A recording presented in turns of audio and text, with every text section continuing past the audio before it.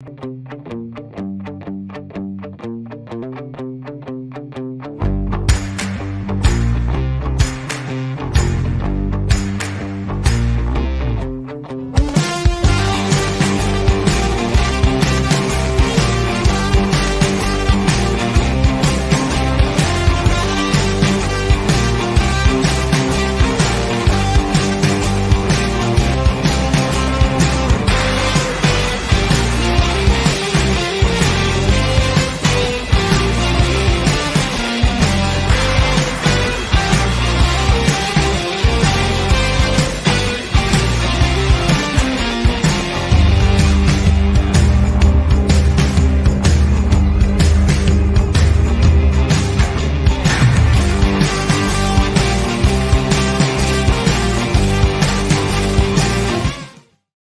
on now, fellas! We've got to answer the bell. Now let's go!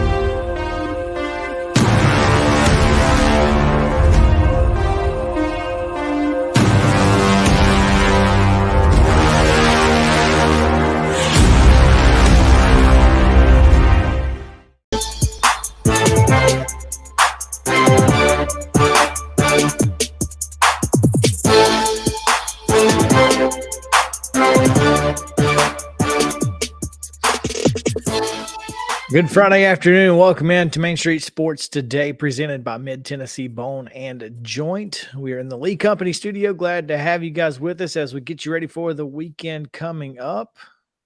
And wow, what a dreary Friday it is, Mo, but we'll get over it.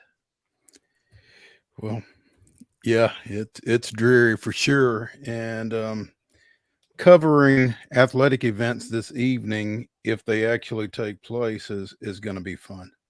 So yeah, make sure to wear your slicker boots and, yeah all of the things that will keep you dry, if at all possible, because it Mhm. is going to be a rough day out there. But you got to get them in because it's tournament time, and there's a lightning strike, so 30-minute rain delay.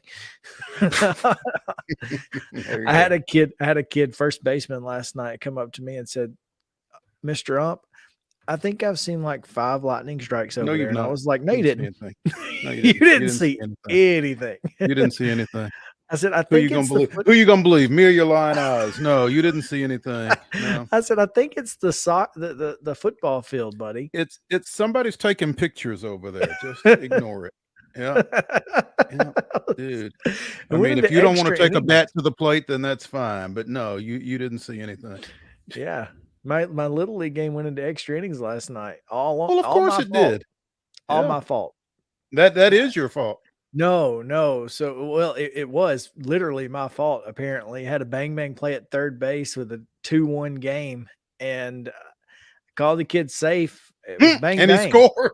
And about 2 pitches later, the assistant coach from the fielding teams hollered out across the field, "Your mama got it on video. He was out." And I had to stop the game and call him and like, "Hey, buddy, you're not going to do that. If you want to tell him that, that's fine, but you need to do it in the dugout. Like, that's okay. Well, everybody else can yell, but me, yeah, that's right, Yeah. because you're an assistant coach. Everybody outside the fence can yell all they want. You cannot." Yeah. Uneasy lies the head that wears the crown, you know? Yeah. I mean, so anyway, turns out, I mean, I don't know because I didn't watch the video, but if they did have video evidence that he was out and he was out, it did cost us 45 minutes. Did not cost that team the game, though. They ended up winning. But it cost us 45 minutes of game time.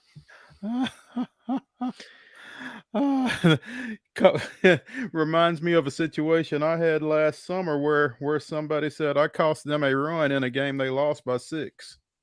Well, Okay, there's one, coach. The 45 minutes was way worse than the one run. Oh, To everybody, I think. hey, so I had a game wind up 6-5 last night, and there were runners on base when the game ended, and we'll just leave it at that. Yeah. Man, that's tough. So you guys don't finish the inning? No, we finished the inning. Oh, but the game ended with those runners out there. Yeah. they stranded them. Okay. They stranded the tying run. The visiting team did. Hmm. So they would have forced a bottom of the inning had they scored once more. So Tough luck. yeah, Tough luck. they had the tying run get doubled off third base on the line out to the shortstop, and then couldn't get the guy around from second. So yeah, it's unfortunate. Main Street Sports Today, where you can find all of your Little League umpiring updates. We've got you covered from Little League to pros. To these pros. days. That's it. Yeah, from preschool to pros. There you go. Let's go. That's a new tagline. Where's the ding? There we go. That's what I was waiting on. We do have a good show, and we are going to talk some pros. We got pro baseball coming up here in just a few moments. We'll talk a little bit of Nashville Sounds and Gwinnett Stripers with Doug Scopel, the VP of Operations and Assistant GM for the Nashville Sounds. We'll also talk about last night's schedule release, which was very fun. Yeah, for one team at least. The NFL being able to get 2 days of content out of a schedule release is phenomenal. It really is. I mean, the stuff that they have been able to create content out of that isn't worth content is pretty amazing. It just speaks to the machine that is the NFL.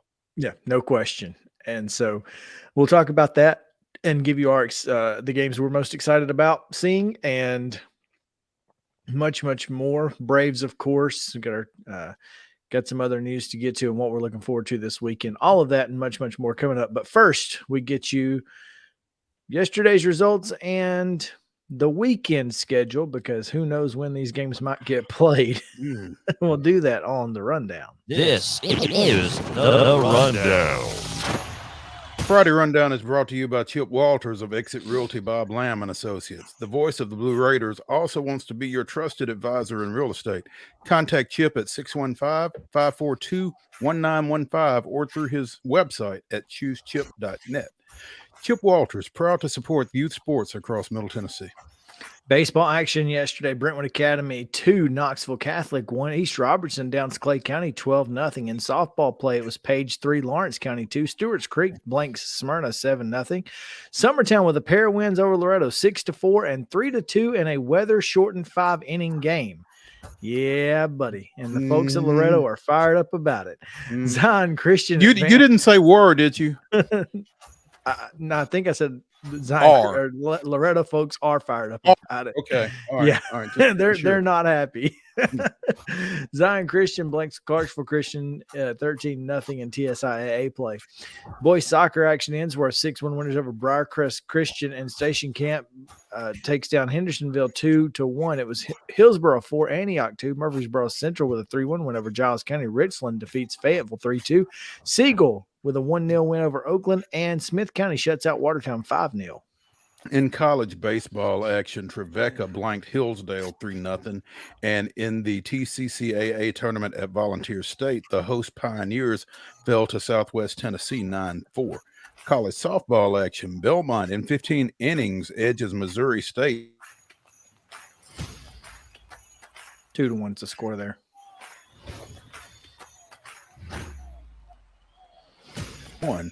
And SEMO eliminated Tennessee State from the Ohio Valley Conference tournament with a 4-2 victory earlier today. That's top give us that MTSU score again. 7-1. Yes. What'd I say? You didn't say anything because you were my fault. Because I was so excited about the Lady Raiders beating Western Kentucky. Yes, 7-1 and ending their season. Yes. 100 miles of hate is real. Sorry.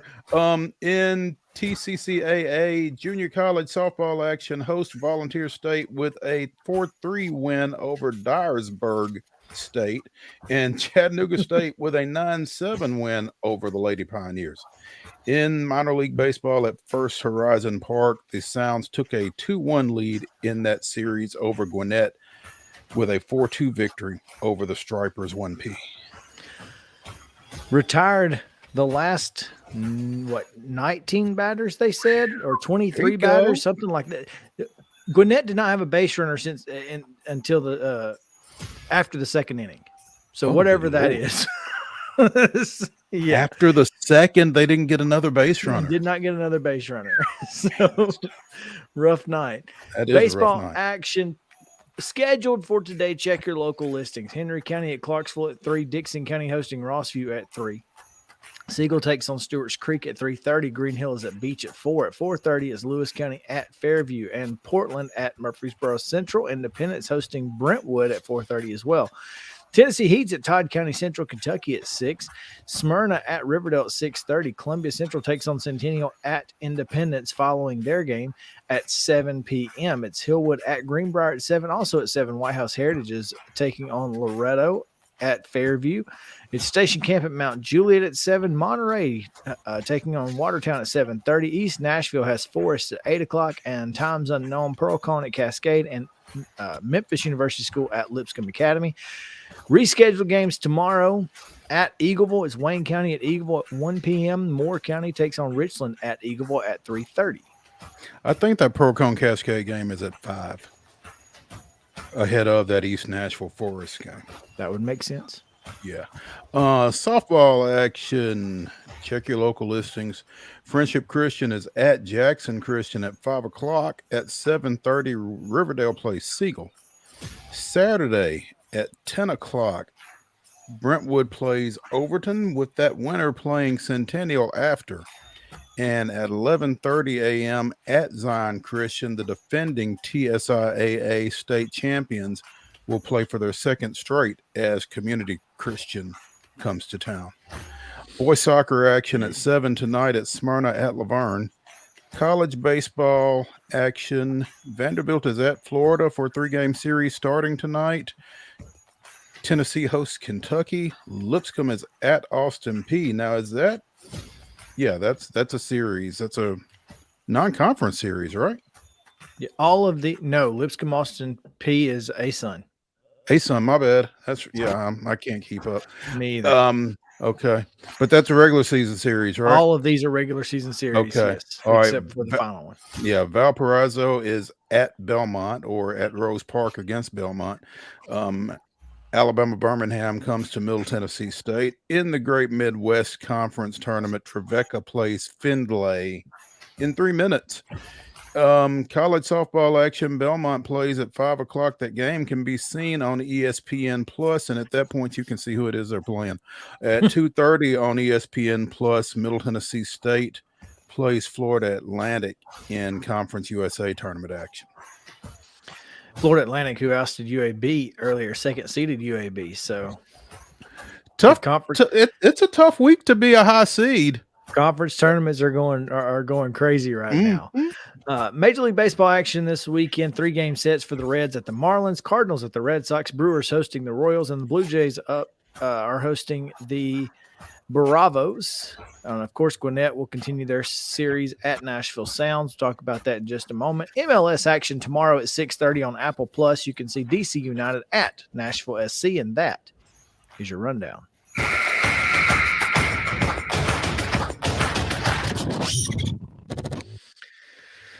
All right, top story today. Really kind of probably should have talked about it yesterday, but didn't really have a whole lot of time. Julian Phillips, former 5-star recruit and McDonald's All-American, has plans to enter the transfer portal, according to reports from several different sources. Phillips entered the NBA draft process earlier and was invited to the combine, but did not acquire an agent, which means that he does have the ability to pull out of the NBA draft process prior to May 31st. Now, you have to be in the portal by yesterday, I think.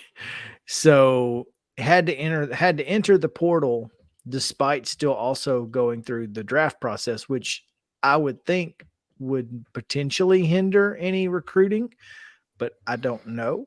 That's an interesting situation. I don't know. I would imagine that there would be some folks that would approach him and say, hey, if by chance you don't go, we'd love to have you. Well, yeah, but what if somebody else comes along before then? You know what I mean? Yeah, and takes that spot. So it's a high risk, high reward situation is. from a school's recruiting standpoint, I would think, because if you're holding a spot for someone like that and they don't come and you don't get anybody else to fill it, then you're kind of out. Right. So it's a very interesting situation that he finds himself in now. Averaged just over 8 points a game for Tennessee. And, I have a question, Mo. You're not going to be able to answer it. No, I don't know anybody who can answer it, but I want your opinion on this. Well, I'm sure there's somebody that can answer it. Now, whether or not they would be another story, but yeah, go ahead. Each time we see someone from Tennessee go into an NBA draft process, they don't return to Tennessee. Is there a thought process within the NBA that Tennessee is not a great place to prepare for the association based on the way that Rick Barnes obviously coaches and prepares his team to play college basketball?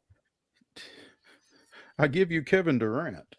I mean, I don't know. That's a heck of a theory. And maybe Kevin Durant was NBA ready pre Rick Barnes.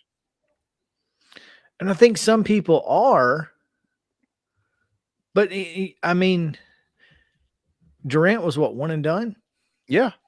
This is my point. Are they are they saying, don't go back there? You're not gonna get any more NBA ready playing for Rick Barnes. It's a theory. I mean, because he's so defense first. Yeah, he is a completely opposite. He doesn't have a wide open offense. He's kind of anti-NBA-ish. I mean, who got better? It's a fair question. And to me, it just feels like somebody out there is saying, look, whether it's accurate or not. Yeah, and it very well may be. I mean, again, Rick Barnes does not play, positionless basketball, as some would say. He doesn't play the wide open offense. He really focuses on defense and points off transition and, turnovers, that sort of thing. And that's what Tennessee has made its living on under Rick Barnes. And that's what he made a living on at Texas. So and at Clemson. And anywhere he's been. So that's right. But he's coaching to win college basketball games. There's a difference. There's an absolute difference. But in terms of recruiting, if a kid doesn't think you can get him to the NBA and he has to do a year of college at least before he goes to the NBA, that's got to be a hindrance from a recruiting standpoint. If that word is out there that you can't get me ready for the NBA. Yeah. And if you're NBA ready, why would you go there? Because you're not going to play an NBA style. You're basically wasting a year, doing other things. Now, granted, I can't say that that's accurate. I just think it's a fair question to ask. And I'm just curious, if anybody else out there has any thoughts on that, we'd love to hear it, because I mean, you look at Kennedy Chandler, who, yes, got paid, got to go to Memphis, but ended up getting cut and spent most of his time in South Haven with the hustle. If I'm going to leave college to go to the NBA, I want to play in the NBA. And that's especially if I'm going to leave after 1 year. Let me ask you this, though. When that check hits, it doesn't say G League or NBA, does it? I mean, I would assume he's getting paid the same. No, I mean you don't get paid the same at AAA as you do at Major League. Yeah, but I don't know if it's if the setup is the same. I think it's a little different. I don't think you're getting paid the same at the G League. Obviously, I mean not everybody is. Mm-hmm. Some people may be. Mm-hmm. But the fact is, somebody told Kennedy Chandler, you're going to have a better opportunity to be a long-term player in the NBA by playing with the Memphis Hustle than you are with Rick Barnes. That's what somebody told him. And they were probably right, if we're being honest. I don't know if this position-wise, I don't know if that's the same. I don't know if that's same. I mean, I don't know if what applies to Julian Phillips necessarily applies to Kennedy Chandler, for instance. Sure, because there are point guards in the NBA, and they are They are specifically point guards. So I can certainly see that. I don't know. Just a thought, just a question. Would love to hear your guys' thoughts. It's an interesting concept on top of all of the other slings and arrows that Rick Barnes takes. Some deserved. Yeah. To be fair. Others not so much, though. Yeah. All right, let's take a quick break. Doug Scopel is standing by. We'll get to him in just a moment here on Main Street Sports Today, presented by Mid-Tennessee Bone and Joint. We'll be back to the Lee Company studio right after this.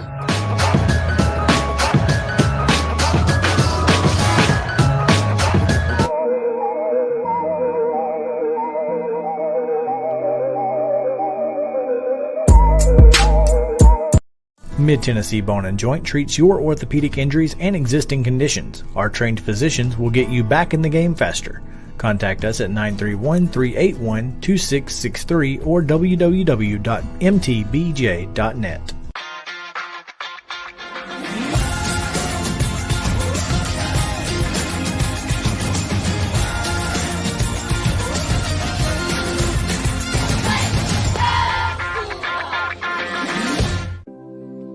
Custom Stone Handlers supplies over 600 distributors and suppliers with quality stone products. Along with River Stone, we produce and distribute over 100 building, landscape, and other bulk products.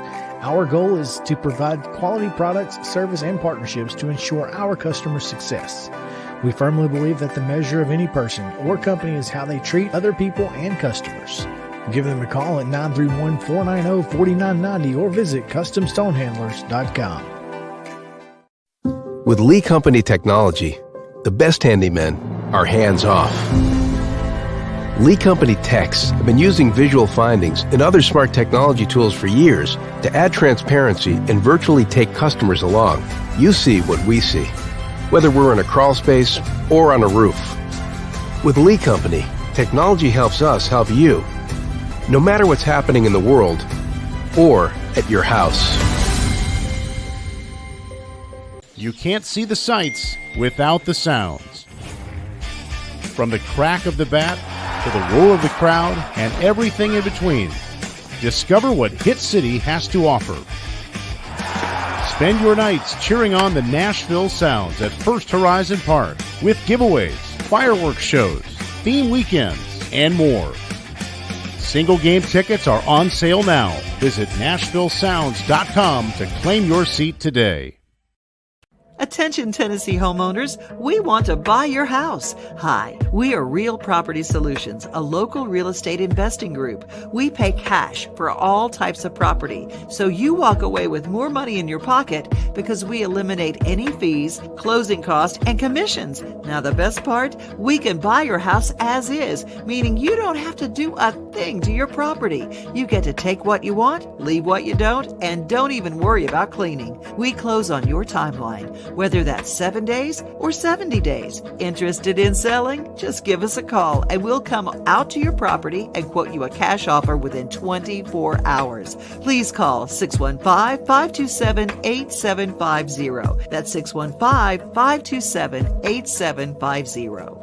Mid-Tennessee Bone and Joint has been the official sports medicine provider for Murray County Schools for more than 40 years. We specialize in orthopedic service, and our Ortho Quick Walk-In Clinic lets you bypass the ER. Visit us online at www.mtbj.net.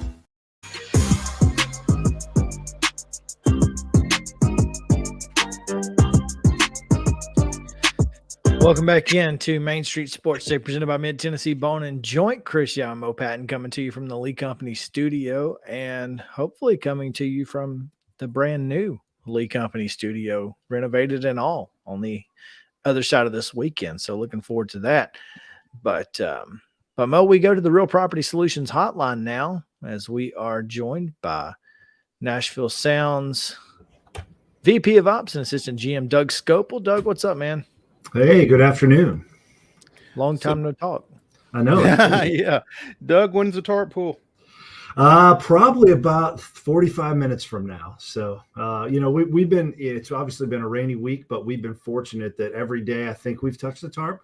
But by game time, it's been beautiful evenings, and we expect that again tonight. So people get freaked out this time of year when they see weather and rain in the afternoon, but never count us out. Our field drain's awesome, and our ground screw's excellent. So we play almost every game.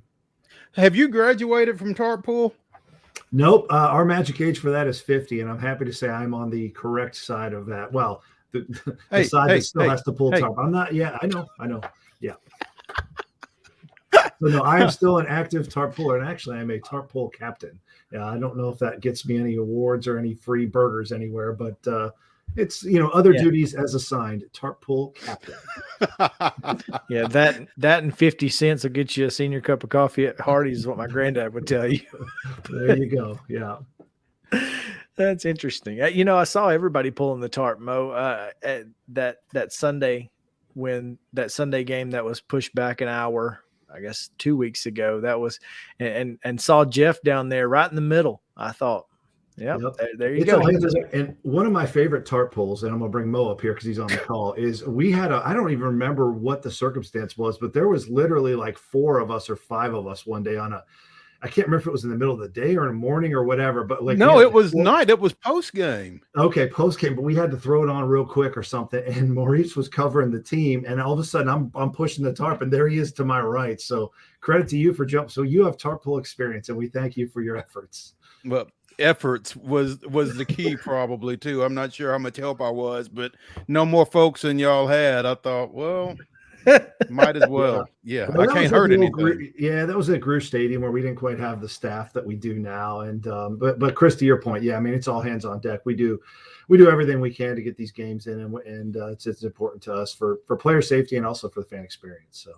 So Doug, let me ask you this: with the weather having been what it is, and I don't know what the forecast is for later on, but what impact is that on Chris's favorite aspect of Friday night games, the fireworks? Well, again, knock on wood here.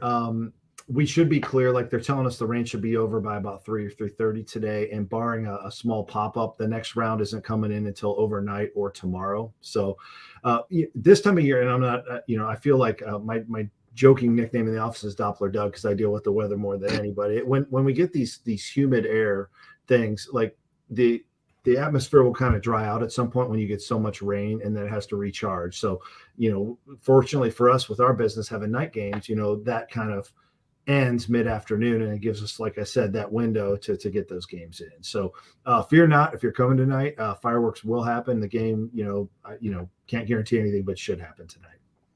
Doppler Doug. Yep. Well, I mean, as long as you've been at it though, man, I mean, you do kind of have some meteorological experience, I guess. I mean, at least, I'm not good at looking at like the weather, data and telling you 3 days from now, like what's going to happen and what the wind speed's going to be and all that stuff. But when I can look at a radar and see stuff that's in the Tennessee area, myself and Thomas Trotter, our groundskeeper, have gotten pretty darn good at kind of knowing our weather patterns and reading it and figuring out how many miles away stuff is, what the times are. And, some of our coaches, especially the visiting teams, are kind of shocked. They're like, well, how do you know? And we're like, well, we pull out the radar, and it's just, we've been doing it so long. We have it down to pretty close to a science. And I guess it helps having been here as long as you have. I mean, you got a little institutional knowledge as far as that goes. Yeah, and that's certainly valuable. You get to know, your city and your weather. That's right. It's pretty cool. Well, you didn't have that on the agenda today, did you, Chris? So, did not, but nice. It is. I mean, it's kind of pertinent, right? It's great information to have, especially on a day like this. So yeah, we obviously, most sports in this town are outdoors except the Preds. So we're all dealing with weather at some point. We're really the only one that's got, the infield dirt that really is crucial to have our games be successful. But all of us at some point are watching the weather because it affects our business, and we want to be as successful as we can and make sure we get our games in. We're nothing if not timely here at Main Street Sports today. That's what I say. But and speaking of timely, a lot of great promotions coming up this weekend. One of which I wanted to get some information on, and because I was mentioning it just before we got on the air. The military ticket bundle that is still going on through tomorrow or today. It's through tomorrow. So that's for tomorrow night, Saturday night's game at 6:30. Gotcha. That's correct. It's our military appreciation night. We do it typically once a year. So yeah. Well, that's huge. So if you guys are military veterans, the Nashville Sounds have a ticket bundle package available for you, and you'll need to go to NashvilleSounds.com to check that out. But you should definitely do that. And if you do, pretty cool little, I guess, giveaway that you guys have with the nesting dolls. Yeah, so those are. I want to kind of dig into the military thing too, but yeah, so it's two different promotions on Saturday for us. So going on the military, so there's the nesting dolls. So that we have our famous racers that run the warning track that we've had since we opened this ballpark: Dolly Parton, Johnny Cash, Reba, and George Jones. When he shows up, and he no-shows quite a bit, just like he did in real life, which is kind of a cool part of that show. You never know when George is going to be there and when he won't be, but. Those little, like you say, like the little Russian nesting dolls, really cool thing. We try to do a giveaway of some sort with this group every year because it's such a unique thing and a big part of, Music City, where the sounds, it all makes sense. It ties together, right? So that's a giveaway. That's the first 1,000 fans on Saturday. Gates open. It's 5:30. So if you're interested in that. And then kicking back to the military appreciation, important for us, obviously, we want to show our support of those that serve and protect our country. So we're wearing a special jersey. There you can see that's John Singleton, our first baseman. He's wearing the hat too. You can't see it real well there, but we have a special Armed Forces Day hat, which is kind of a camouflaged green hat that all of baseball will wear at some point in May surrounding Armed Forces Day. I don't believe we're home on the actual Armed Forces Day, so this is when we're doing it. And the jersey there, white with some camo on the front, on the sleeves. And as you can see there, they're wearing them one time. We're going to do an auction with those. I think the auction's already online. Proceeds will benefit MTSU and the Daniels Center, set up by Charlie Daniels, and who was a big supporter of military. And you can also see as part of a package, you can get a challenge coin if you buy that the bundle that's available with the ticket. So that's a big night for us. We do a lot for the military throughout the year, but we always have one specific night really aimed at that, and that's Saturday. Do love a good challenge coin, and so that's pretty cool. I've got several of those, and those are neat. Doug, I gotta ask, how did we come up with those 4 country music singers?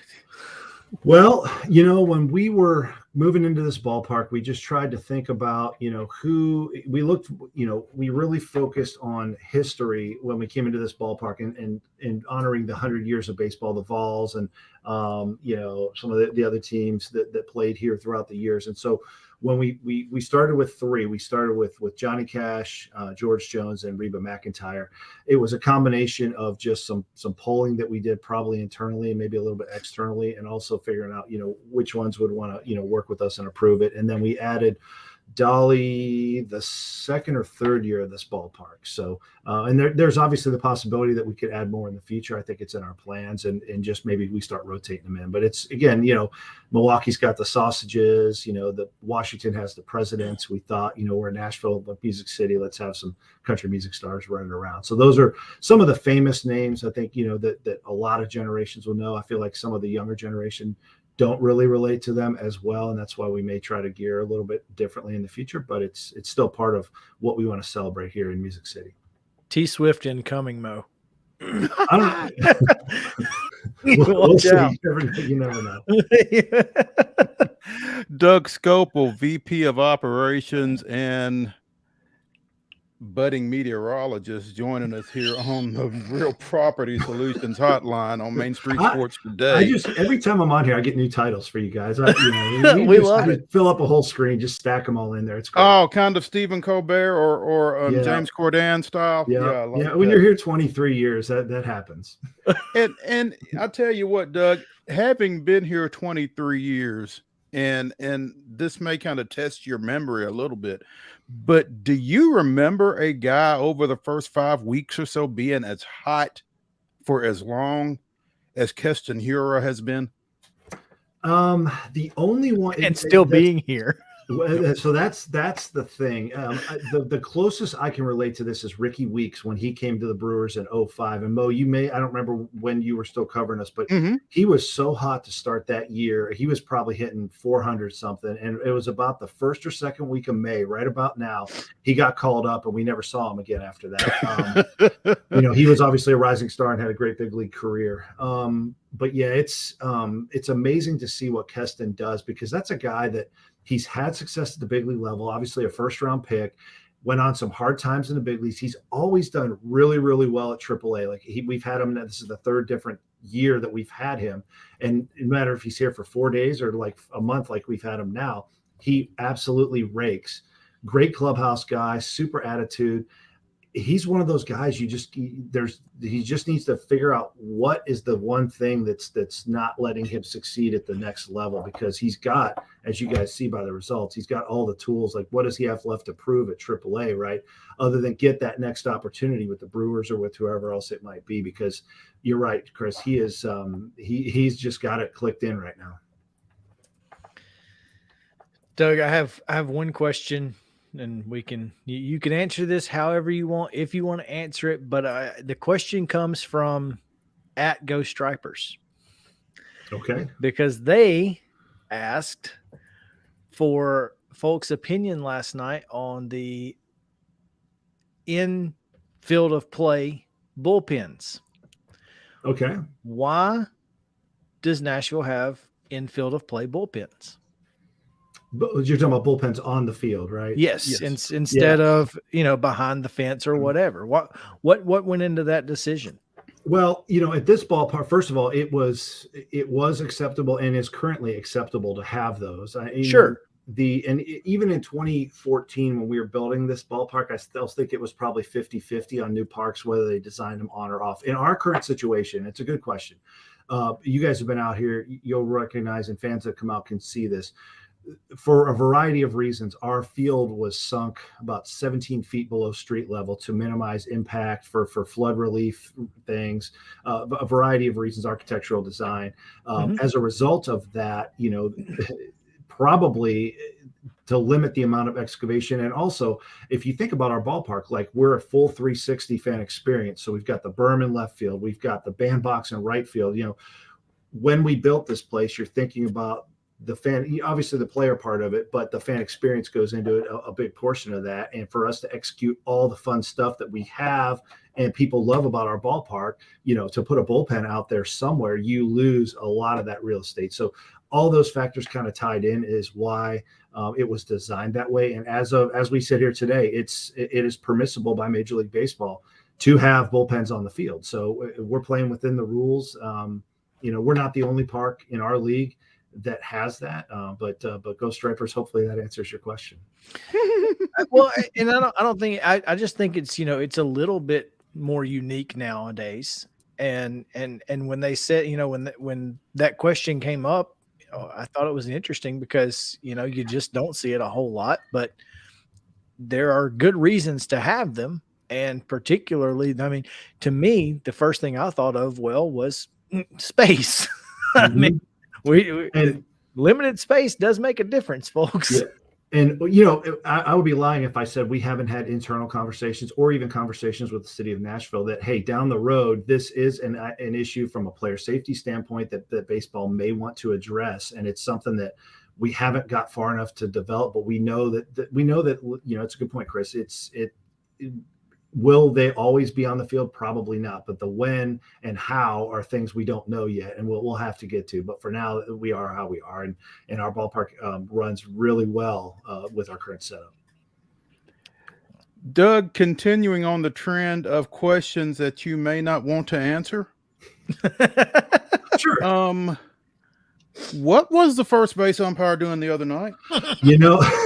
That's I don't know if you guys have a video clip or if you've shown it or whatever, but it went national. I mean, John Boy, who picks up stuff about umpires all the time, they ran something with it, I think, last night. So we had a play in, I don't know, whatever inning it was in, early in our game, where the Gwinnett player hit a ball to our third baseman. I mean, right down the line. Our third baseman makes a great stretch play, picks it up, fires over to first. Would have been a bang play at first. But the ball didn't get to our first baseman because the first base umpire literally was standing right in the way and got hit right in the thigh or wherever it was.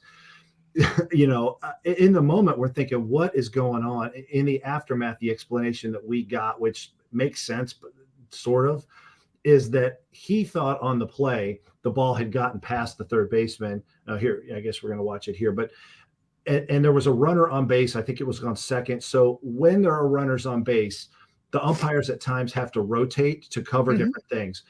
When he thought the ball got past the third baseman, it's in his training to rotate to home plate to go, potentially watch a play there. Why he took the route he did, so that's the reasoning by his movement. But why he was in that spot, I don't know. It's something, we just talked about. I've been in baseball a long time. You see umpires get hit by batted balls on occasion just because it's, bad luck. But to have somebody in the way of a throw from an infielder to first base, I have never seen that. And by rule, the way that works is regardless of if that guy would have been out by 5 feet or a mile, it's a dead ball. The runner gets first base, and it's a hard luck for the pitcher. And I think our pitcher ended up giving up a run, which is that's a hard luck run to get on your tally. But the good news for us is we came back and won that game, so it didn't matter in the end. But yeah, really weird situation.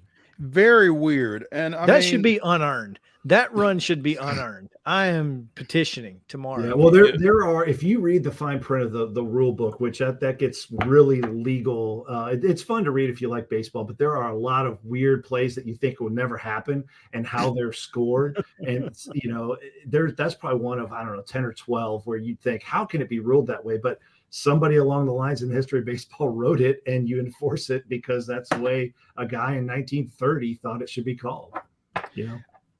Doug, you may or may not know, but Chris and I do a little youth league umpiring from time to time and that kind of thing. I was working last night in the game. I'm part of a 2-man crew typically.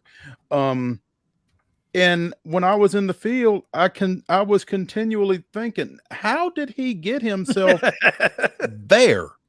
I mean, and I guess in a 3-man, like you said, the explanation kind of makes sense. But even if you're rotating down to the plate, I don't know why you would necessarily be rotating in the field of play. But yeah, I guess that makes a little bit more sense. Yeah, it's interesting. And I didn't look at the video enough, and maybe it's not shown to see where his starting point was. He started. My guess is he probably, like a lot of times on a 4-man, you're going to be in the foul territory piece. There, he might have been in fair territory, but because there was a runner on second to start the play, I'm not an umpire expert. He probably was behind the first baseman just to have view of multiple things, and so that was probably his path. Yep, makes sense. It makes a little bit more sense when you think about it that way, and him thinking that the ball got through and potentially there's going to be a play at the plate, and then the more you know. Yeah, because the other thing, you would think the general fan will think, well, he's probably in foul territory. He'll just run down there. But if his position, because of where he needed to start, was there, that you're going to take a direct line because, if that ball got to the left field corner, that runner from second for sure is coming home, and you got to be down there if there's a throw on play, and he had to get there, So just a really, really weird play. No doubt. Doug Scopel again on the Real Property Solutions Hotline. Doug, again, thanks for taking some time with us today. It's Friday, Saturday, Sunday, and of course Sunday is Family Fun Day. Yep. So make sure to get out to the ballpark and come see our the fine folks on Mother's Day from Main Street Sports. From Main Street Media. I don't think Main Street Sports Today is going to be there. I'm not. Are you going to be? You're not going to be there, Mo? I'm not going to be there. No. All right. So if I could, in closing, just say, I know it rains a lot around here. I want to emphasize again, like it could be raining anywhere, but like we try to play almost all of our games. Even tonight, people might look outside their house right now and it might be raining, but we played last night. It was a beautiful night. I expect tonight to be a beautiful night. We hope that through the weekend. So don't let rain at noon discourage your plans from coming to you outlined a lot of fun stuff we're doing. We don't want people to miss out on that just because they think it might rain. The way these weather patterns are, we get more in than we don't get in. Yeah. As I used to tell my kids, don't rain the game out yourself. That's right. Yeah. Crash Davis ain't walking through that door. Nope. Get on down to First Horizon. Doug, we appreciate it, man, as always. Thanks. Yeah, thank you guys. Always a love joining you. Have a good rest of your day. Have a good weekend. You too, man. Real Property Solutions, 615-527-8750 is the number to call. If you are looking to sell your home, they'll buy it as is and close on your timeline, whether that's 7 days or 70. Just give them a call, 615-527-8750. They'll be happy to give you a free estimate on your home. Well, Mo, let's talk a little more baseball. We'll take a break and do that right after this. It's Braves Chatter on Main Street Sports Today, presented by Mid-Tennessee Bone and Joint. Y'all stick around.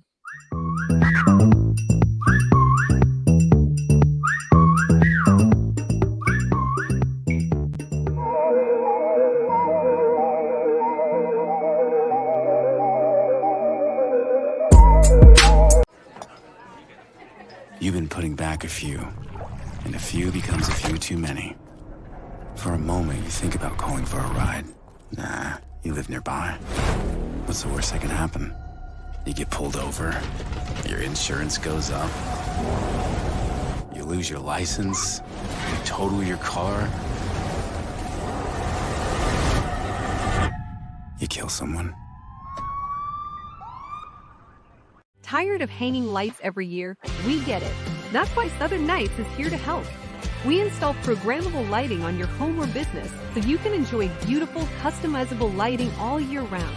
No more ladders, tangled lights, or cold nights outside. We do the work, you do the celebrating. Call Southern Nights today and take the hassle out of holiday lighting forever. For a free quote, give us a call at 931-241-3074 or visit our Facebook page at Southern Nights. There is nothing better than drinking an ice-cold beverage while taking in a Nashville Sounds baseball game. Hi, I'm Stephanie Miller with Mornings on Main Street. The Nashville Sounds and Main Street Media Television have teamed up to promote Sunday Family Fun Day here at First Horizon Park, each Sunday home game. Just go to your favorite Main Street Media website and click on Sounds Main Street Media Day banner to register to win free tickets. And then we'll see you here at the ballpark.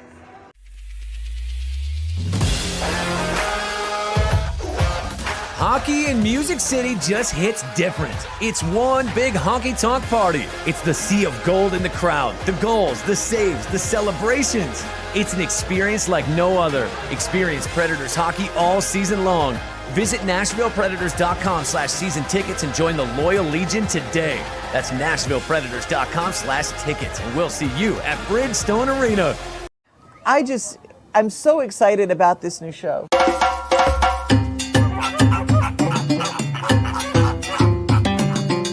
Dino Trek is back again this year. It's bigger than we've ever had it before.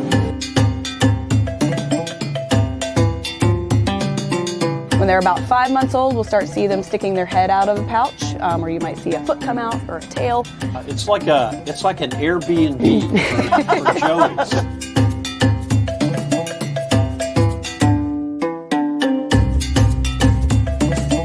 Now, you're not going to see all three of them together because cats in general don't get along unless it's time to get along, if you know what I'm saying. Yeah.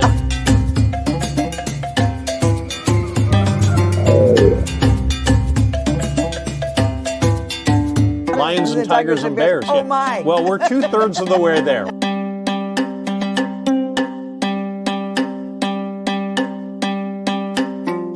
It's animals, nature, and fun. That's what we're all about. But during that time, we hope that you also learn something, that you're inspired to want to learn something. What's new at the zoo with Jim Bar 2.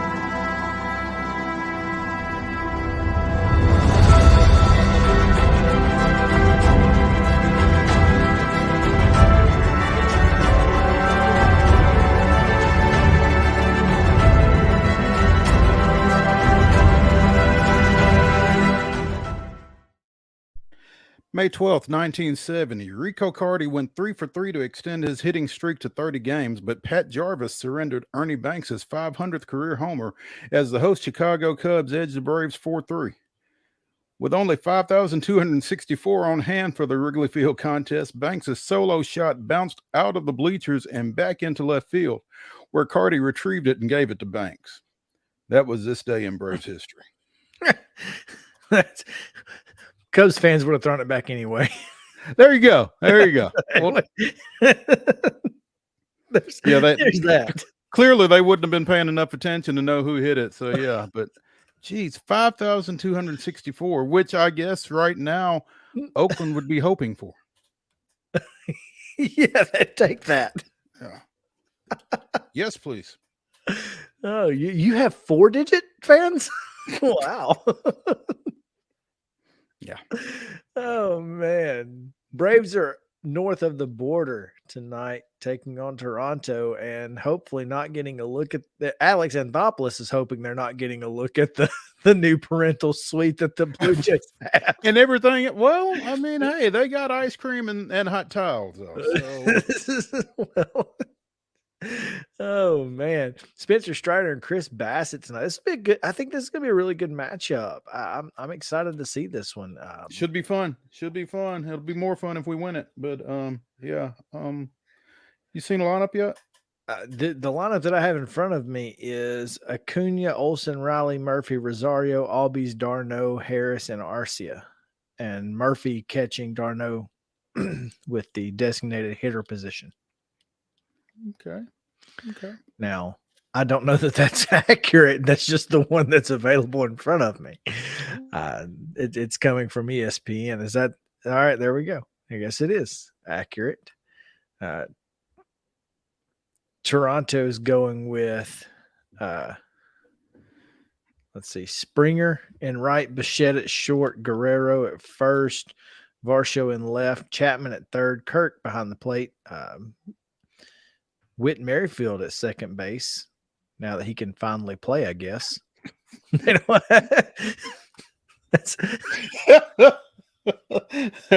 There's another story altogether.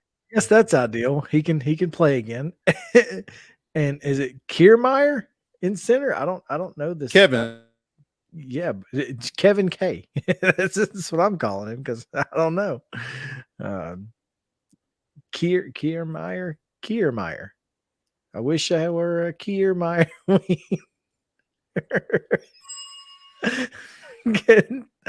Okay, Kevin Kiermaier. Mm-hmm. Is that right? Yes. I wish I were a Kiermaier Wien, and everyone would be so proud of me. Hey, look, man, I love Oscar Mayer. One of my favorites. So yeah, that's Braves go give an opportunity to win this series when you've got Strider and Elder going in the first two, but Sunday is still a question mark as far as we're concerned. I'm sure that the Braves have an idea of what they're going to do on Sunday. They just don't want to tell Toronto. Or anybody else, apparently. Yeah. And so I'll be interested to see how that Sunday finale goes. That being said, Atlanta has been just almost unbeatable on the road this year. 15-3 in road games. Got to feel confident that in that if you are Spencer Strider, because you feel like your offense is going to give you an opportunity. Yeah, they've been better on the road than they have been at home. Far better. Which doesn't make a whole lot of sense, but, there it is. And the Blue Jays have not been very good lately. 3-7 overall, hitting under 260 as a team with a 5+ ERA. That being said, they're 3-7 and have only been outscored in that 10 games by 1 run. So that's whatever that tells you. Whatever that tells you. That tells you they're either winning big, losing big, or it's real close. Either way. Goodness. That's crazy to hear. It really is. So no additional news available on any injuries, so that's good. Nobody else is on the IL. It's good to know. But yeah, looking forward to this series. Always fun to get to get Toronto. I just feel like it's a fun series. Toronto is a team we don't play a whole lot, so Yeah, we don't see a whole lot of them. Obviously, them being in the American League, but with the more balanced schedule and everybody playing everybody, I guess they'll come to Atlanta next year. So that'll be cool.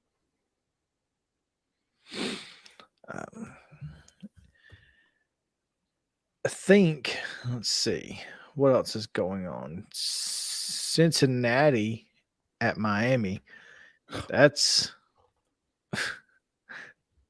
the poor folks who have to watch that series. It's Miami's not been bad though. Are they still? They're still second in the division, right? They're second, but I think they're all under 500. Yeah, they are at 500. At 500, they are at 500, and they welcome the 16-21 Reds. That should be fun. But that shot that Soler hit about 2 or 3 days ago that I'm sure hasn't landed yet all the way to the concourse in Miami. That dude's going to be a great pickup at the deadline for somebody, and hopefully for the it's the Braves. Because, boy, I'd sure like to see him again. That guy's hitting the cover off the baseball. I mean, Kansas City's out there punching air, by the way. Right? Like this guy. Where was he when we had him? So do the Braves get him back, or do they get Duvall back coming off of his wrist injury in Boston? Well, Duvall would probably be a cheaper get, and you don't have to give it to you don't have to give any of your prospects to folks in the division. In your division, yeah. Real quick, Mo. Mm-hmm. Speaking of giving people up, but the Atlanta Braves made a signing yesterday that got zero play from, well, anyone, which is a little odd considering that he is a former first-round draft pick out of Tullahoma. That's right. The Braves signed to a minor league contract. Let's see. What's his name? Justice Sheffield? Justice Sheffield. Wow. Has been signed to a minor league contract with the Atlanta Braves. And has he been assigned yet? He's with lower A, I think. Rome? I think he's lower A, which is the Florida Coast League. It's the one below Rome. So yeah, he has been signed to a minor league deal. Obviously has not been very good. I mean, that's just recently has struggled. This year, well, this year he's 1-0 with a 3.86 ERA in 6 appearances. Feel like that's not terrible, but last year he was not great. I'm reading from MLB Trade Rumors. In 10 outings with Seattle's AAA affiliate in Tacoma this season, surrendered 17 runs in 8 1/3, 11 walks, 4 strikeouts. He was released at the end of April. And yet, in his 6 appearances with the big league club, he's got 11 innings pitched. He's given up 9 hits, just 5 earned runs, has walked 6 with 7 strikeouts, and folks are hitting just .209 against him. Yeah. He'll be 27 tomorrow. Happy birthday.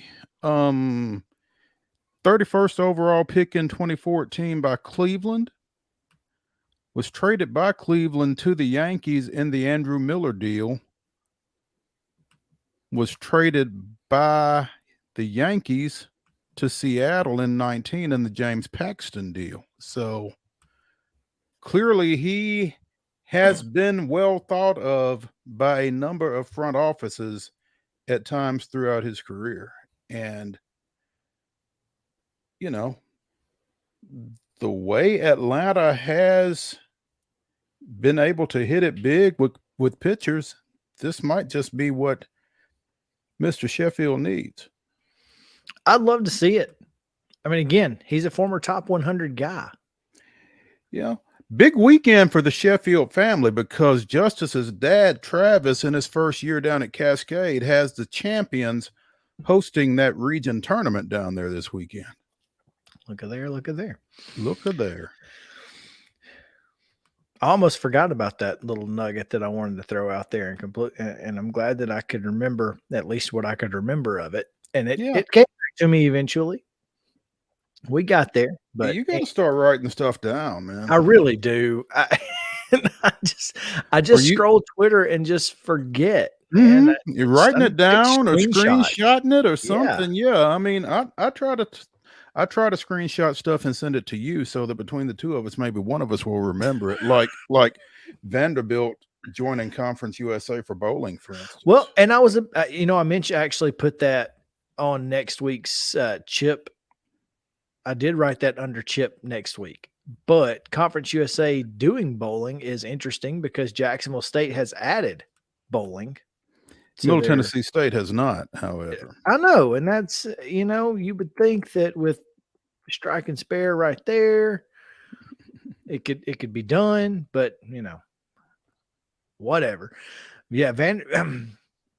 Vanderbilt and Stephen F. Austin and Sam Houston, Jacksonville State, and then a bunch of teams that aren't in Conference USA. Yeah. So there's that. But yeah, Conference USA bowling. I thought that was interesting. Very, very. Anyway, let's take a one more baseball related thing before we get out. Go for it. Columbia State has taken the interim and the tag off of Desi Ammons. Announced him Friday, this morning, as their newest permanent head coach. Becomes the 5th baseball coach in Columbia State history. So 30-year-old Desi Ammons is the new Chargers coach. Former Charger player. Longtime Charger assistant, and now the head of the Mules.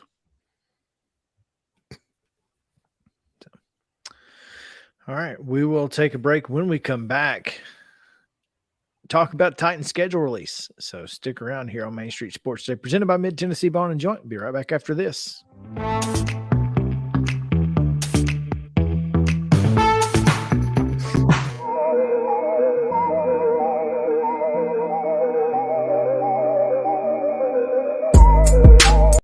Mid-Tennessee Bone and Joint treats your orthopedic injuries and existing conditions. Our trained physicians will get you back in the game faster.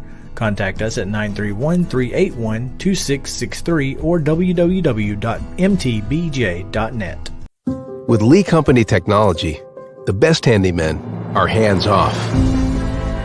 Lee Company techs have been using visual findings and other smart technology tools for years to add transparency and virtually take customers along. You see what we see, whether we're in a crawl space or on a roof. With Lee Company, technology helps us help you, no matter what's happening in the world or at your house.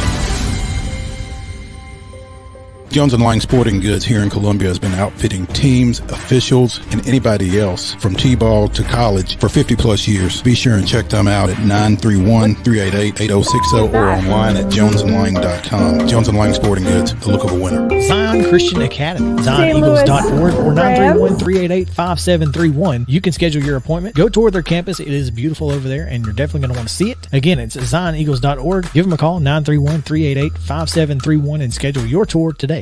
A game without a crowd is just a scrimmage. A performance without an audience is just a rehearsal. Without your presence, high school sports and the performing arts aren't possible. Ensure that these essential extracurricular activities continue to enrich the lives of students in Tennessee. Purchase a ticket to your local high school's game or performance. This message presented by the TSSAA. You can't see the sights without the sounds. From the crack of the bat to the roar of the crowd and everything in between, discover what Hit City has to offer. Spend your nights cheering on the Nashville Sounds at First Horizon Park with giveaways, fireworks shows, theme weekends, and more. Single game tickets are on sale now. Visit NashvilleSounds.com to claim your seat today. Attention Tennessee homeowners, we want to buy your house. Hi, we are Real Property Solutions, a local real estate investing group. We pay cash for all types of property, so you walk away with more money in your pocket because we eliminate any fees, closing costs, and commissions. Now the best part, we can buy your house as is, meaning you don't have to do a thing to your property. You get to take what you want, leave what you don't, and don't even worry about cleaning. We close on your timeline, whether that's 7 days or 70 days. Interested in selling? Just give us a call and we'll come out to your property and quote you a cash offer within 24 hours. Please call 615-527-8750. That's 615-527-8750. Mid-Tennessee Bone and Joint has been the official sports medicine provider for Murray County Schools for more than 40 years. We specialize in orthopedic service, and our Ortho Quick Walk-In Clinic lets you bypass the ER. Visit us online at www.mtbj.net.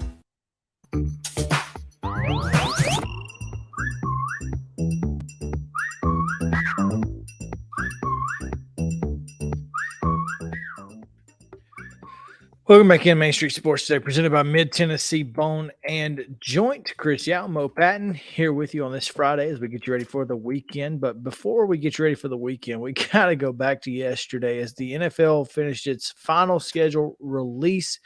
We now know all 17 teams the Titans will play this season, and looking forward to some of those games, especially against some teams that we didn't know existed, Mo. And I know everybody's seen this video, but this was not the best thing you've ever seen. It was pretty impressive. I just laughed. I literally laughed out loud at some of this. It's pretty fantastic. Are we going to run it? Let's go to the video. Let's do. What the is that?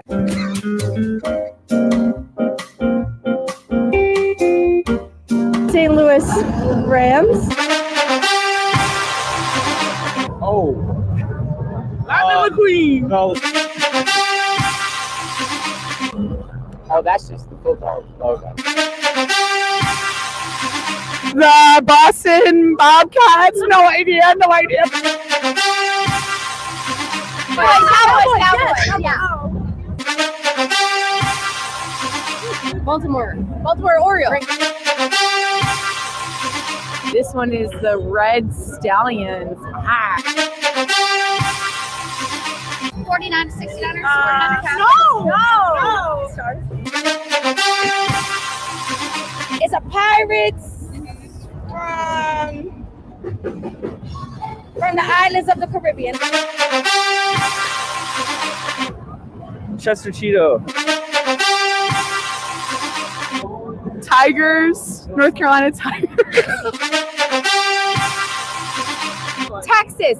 That's the Cowboys. Texas. Got that. Yeah. Atlanta. That's Florida. Florida Dolphins. Oh, Texans. Eagles. Pittsburgh. Who's that? Bulls? Who? Patriots? That's the Patriots logo. That it actually does not exist. That is Nashville, Tennessee. Tennessee Titans. Tennessee Titans. Woo! Tennessee Titans. Tennessee Titans. Wait, what? Yeah. Listen, that's fantastic. I don't care who you are. It's phenomenal. Well done. What was your favorite? Okay, I would have to say the girl who was so confident that she got the Cowboys? Cowboys. and I love that the Colts actually put not the Cowboys on their Twitter handle today. Like, that's funny because the Falcons put the Red Stallions on theirs. Right. So, now I don't know if the Bengals have put the Boston Bobcats on theirs or not. But I feel like you've done something right when other teams are adapting it. So kudos to the Falcons and to the Colts for rolling with it. It's phenomenal stuff. I love that, and yet they're the Red Stallions right there. And man, the worst part of all of that is the Titans actually did a really cool schedule release video with tons of awesome cameos from Middle Tennessee folks. Nate Bargatze was in there. Dusty Slay, one of my favorites. There was Jeff Fisher and Coach Mack were cameoed in this video, and it was a really great video, and it just completely got overshadowed by some dumb stuff from Broadway. But I've not seen the official video, unfortunately. Oh man, it really is cool. Like they did a fantastic job, and it is, it's the better video, obviously, but that Broadway stuff was just, you couldn't get away from it. It's like I responded on Twitter earlier today. It's like when you buy your pet a toy and they play with the box. I mean, everything that they put into the official video, but it's the Broadway mashup that just goes viral. Viral it went. There's no question there. Now, looking at the schedule, this is interesting to me. I'm really intrigued by some of these games, and obviously the NFC South portion is a little weird because typically, that's not a conference that the AFC South would be matched up against. Mm-hmm. And so you start with a road game at New Orleans. Mm-hmm. And to me, that is that's a heck of a game. That's a really interesting way to start off the year, obviously with, the expectations of both teams. Yeah, I think, particularly for a Titans team that, threatens to be in transition in some spots going into what I would expect to be a relatively hostile environment. I mean, the Saints at home, first game of the year, those folks don't need any excuse to party anyway. I mean, it could be an ambush just from a environmental standpoint. I just think that environment is going to really be interesting. Yeah. Then you got the Chargers or the Lightning McQueens coming to town. And, that's a game that I feel like that this is, should be interesting with Justin Herbert, and can the Titans pass defense hold up against them? Same with Cleveland with Deshaun Watson. And then, of course, Cincinnati, goodness gracious. The Boston Bobcats. The Boston Bobcats come in with, one of the greatest passing games in the league. Mm-hmm. And you really find out I think the Chargers and Browns game will tell you what to expect in that Cincinnati game. Yeah. Yeah. The Chargers in particular, just because I think that their offense, particularly their passing offense, is really going to look a lot like Cincinnati's, with Justin Herbert, like you said. So, Yeah. If the Titans aren't careful, if they can get through that first stretch 2-2, they're probably in decent shape. I would think so too. I would feel really confident because I still feel like they go to Indianapolis and should absolutely be able to get a win there. I still don't think that Anthony Richardson just automatically makes them a better team than the Titans, especially considering the Titans defense. Well, and the thing about Anthony Richardson and the Colts is they got to figure out how to use him too. Yeah, is JT going to be, an option? Is he going to be back and healthy and all of that sort of thing? And I feel like the Ravens are probably that's probably a game that, of course, with it being in London, I guess, is a toss up. Mm-hmm. Because you don't know how either team is going to react to the travel. Yeah, but they got Lamar and we don't. Yeah, but who's he going to throw it to? You know what I mean? Like they don't have a whole lot of great receivers, which is one reason that he was so ready to get out. It's like y'all are making me look bad. And it ain't all my fault. I'm taking all this heat, and it's not even my fault. And it ain't even me. Yeah. It's like Ryan Tannehill, right? But the next game, October 29th, is the one I think I'm most looking forward to, and that is because the Titans South come up to Nashville. When the Red Stallions roll in? When the Red Stallions roll in, that they got 3 names now. The Atlanta Falcon, Red Stallions, Titans South. Right.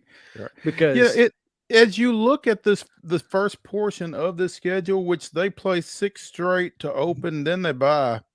So they're going to play 11 straight games to finish out the season. That was the first thing I kind of looked for, was when the bye fell, and it's after week 6. Which is after the London game. At least you get that.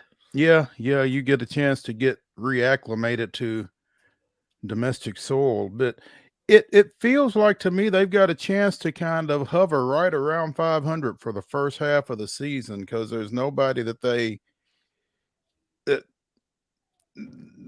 just feel kind of evenly matched with most of the first portion of this schedule.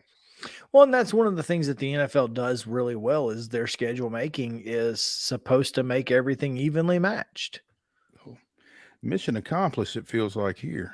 And, after the Falcons, you've got your first short week, and that's the Thursday Night Football on Amazon Prime, Titans at the Steelers. We know what the Titans have been like historically under Mike Vrabel on short rest. You feel like that could be a game, because again, the Steelers, who's the Steelers quarterback? What does their offense look like? Well, I mean, I guess it's Kenny Pickett, but yeah. And someone fantastic said that, with all of the offensive line draft and signings that they made, that they were building the picket fence.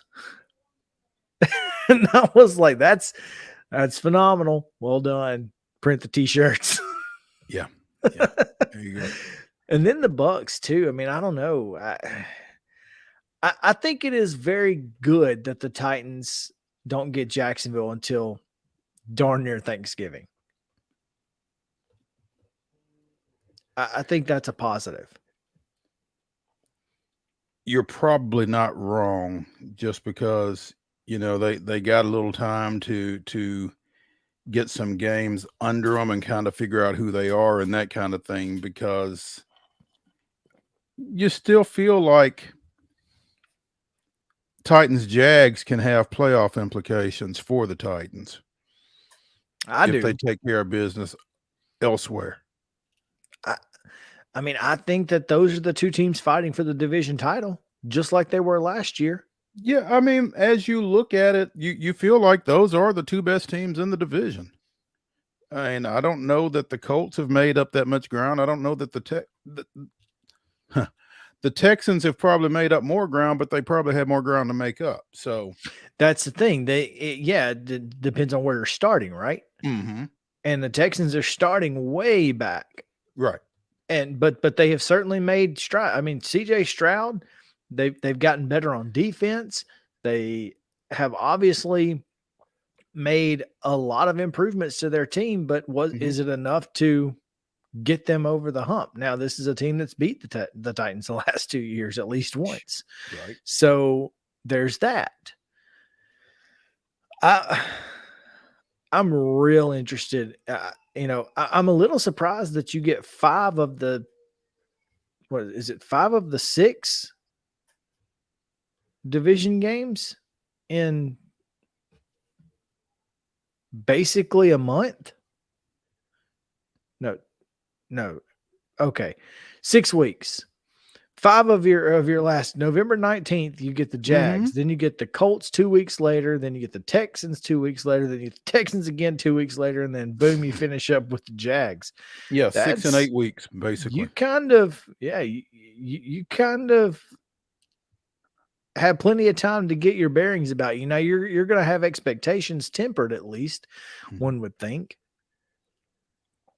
So I'm really interested in this, man. I think this is going to be a really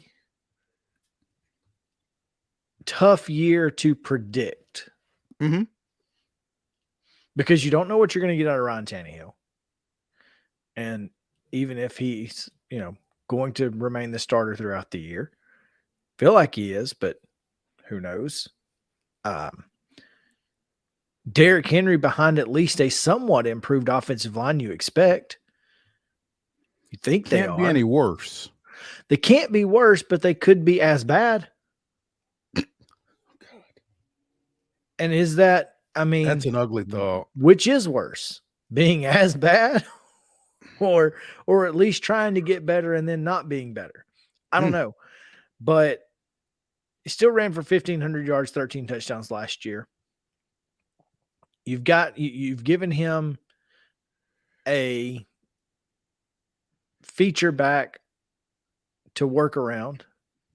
You've at least somewhat feel like the offensive line is better. So offensively, outside of the wide receiver position, you feel like you have improved drastically over where you were for the majority of last season due to injuries. Now, outside of the wide receiver position. Now, Chig Okonkwo has got to be huge. Kyle Phillips has got to be there. He's got to play. The best ability is availability for him. I think Chig Okonkwo can be huge. Oh, no, I think he's got to be. I think he's got to meet his potential. And he has the potential to be the best tight end in the league outside of George Kittle and Travis Kelce. I think he is a top 5 tight end at his ceiling. I really do. He proved that last year. Every time he got the football, he was virtually unstoppable. Treylon Burks has to be available. If you get those 3 available.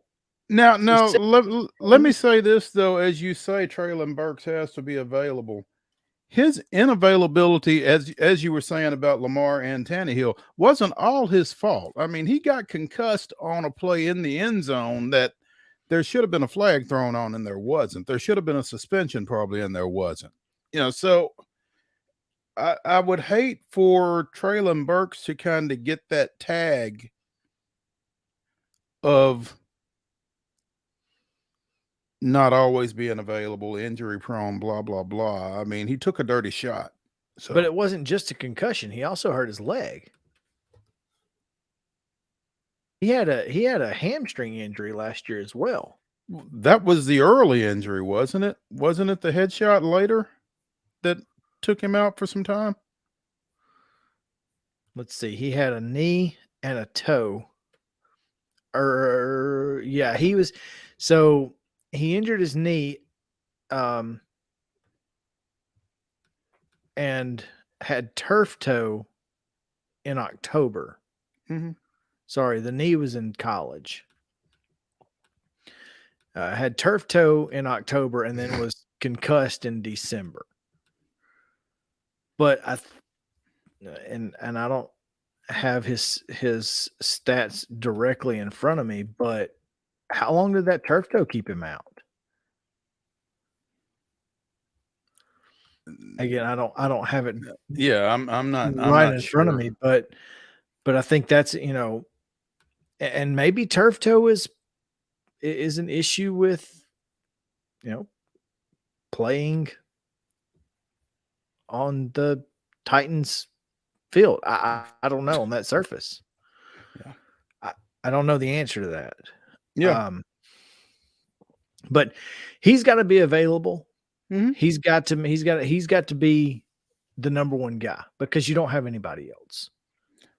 Oh yeah. And I mean there's a drop off from him, at the receiver, and I mean not counting Okonkwo, who is a tight end. In terms of receivers from 1 to 2, whoever 2 is, I guess it's NWI, but I mean that kind of tells you.